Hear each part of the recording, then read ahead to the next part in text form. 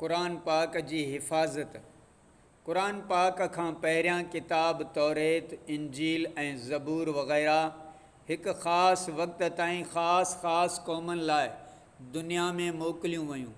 इन करे अल्लाह ताला उन्हनि जी हिफ़ाज़त जो ख़ुदि ज़िमो न खंयो, जंहिंजो नतीजो इहो निकितो जो उन्हनि पैगम्बरनि जे दुनिया खां पर्दो फ़रमाइण बाद उहे किताब ख़तमु थींदा विया। पर क़ुरान करीम सॼे जहान लाइ आयो ऐं हमेशह लाइ आयो। इन करे अल्लाह ताला पाण उन जी हिफ़ाज़त जो ज़िमो खयो। क़ुरान पाक में इरशाद आहे सूर सिपारे 14 में, बिस्मिल्लाहिर्रहमानिर्रहीम, इन्ना नहनु नज़्ज़लना ज़िक्र व इन्ना लहू लहाफ़िज़ून। तर्जुमो, बेशक असां क़ुरान नाज़ुल कयो ऐं बेशक असां पाण उन जा निगहबान आहियूं। सुभान अल्लाह, अहिड़ी हिफ़ाज़त कई जो ज़ेर ज़बर जो कोई फ़र्क़ु न आयो, न कोई करे सघियो, न करे सघंदो। हिफ़ाज़त जो ज़िम्मो ज़रियो छा आहे? क़ुरान करीम सिर्फ़ु काग़ज़ ते न आहे, हर मुस्लमान जे सीननि में महफ़ूज़ कयो वियो। हुज़ूर करीम सल्लल्लाहु अलैहि वसल्लम जे ज़माने जी ॻाल्हि कजे त पढ़ाइण वारा सुहिणा आका सल्लल्लाहु अलैहि वसल्लम हुजनि ऐं पढ़ण वारा सहाबी सॻोरा हुजनि।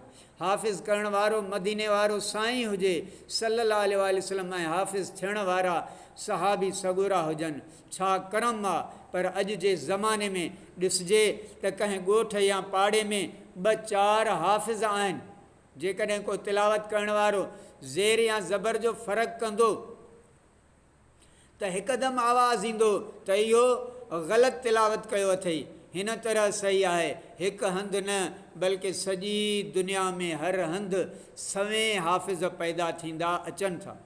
मिसाल, नंढो ॿारु स्कूल में बेसमझीअ में किताब फाड़ींदो आहे, थोरो समझदार थींदो, फाड़ींदो न बल्कि ख़राबु कंदो। अञा वधीक समझदार थींदो त किताब खे जान खां वधीक प्यारो रखंदो। अहिड़ी तरह दुनिया में पहिरियां इंसान ख़ुदा जे किताबनि खे संभाले न सघियो ऐं बर्बादु करे छॾियो। पोइ तौरात ऐं इंजील खे बिल्कुलु ख़तमु न कयो वियो, पर ग़लति तब्दील करे छॾियो। ऐं आख़िर में क़ुरान करीम आयो, रब संभालण जो तरीक़ो सेखारियो। तौरात ऐं इंजील कंहिं ज़माने में बिगड़ियल हूंदी, पर अॼुकल्ह मुश्किल उहा बि न मिलंदी, छो त इंजील जेका अॼुकल्ह मिलंदी सा तर्जुमो हूंदी ऐं इंजील इब्रानी ज़बान में आहे। तर्जुमो मुख़्तलिफ़ ॿोलियुनि में आहे। जॾहिं असुलु किताब आहे ई कोन त ख़बर कीअं पवे त हीउ तर्जुमो सही आहे या न। पर क़ुरान करीम अरबी ज़बान में मौजूदु आहे। मिस्र, शाम वग़ैरह मुल्कनि में इब्रानी ॻाल्हाई वेंदी हुई, हाणे उते अरबी ॿोली ॻाल्हाई वञे थी।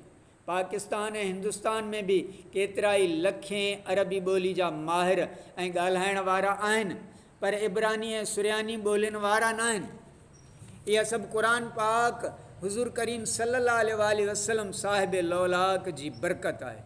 ॻाल्हि इहा आहे त क़ुरान पाक जा लफ़्ज़ महफ़ूज़, पढ़ण जो तरीक़ो महफ़ूज़, यानी क़िरात तजवीद महफ़ूज़, सीन, स्वाद, ता, त्वा, काफ़, क़ाफ़, दाल, ज़ाल, द्वाद, ज़्वा, मद, शद कीअं अदा कजनि, तरीक़ो, तहरीर सभु महफ़ूज़। जीअं साहिब क़ुरान सोणे आका सल्लल्लाहु अलैहि वसल्लम जन जी लिखत जे ख़िलाफ़ु क़ुरान कोई नथो लिखी सघे। बिस्मिल्लाह जो सीन डिघो ऐं मीम गोल लिखियो वेंदो आहे। कंहिं क़ुरान में सीन नंढो करे कोन लिखिबो।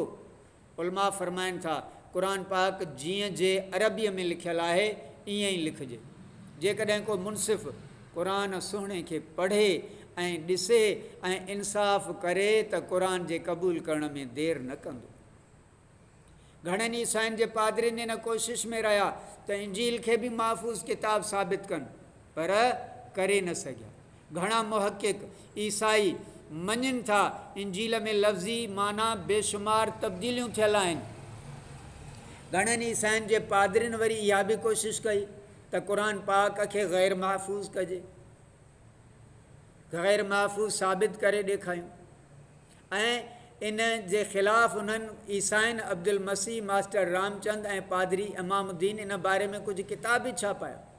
उन्हनि जेके बि इतराज़ कया उन्हनि खे अहले सुन्नत जे आलिमनि भरपूर जवाब ॾेई नाकाम करे छॾियो।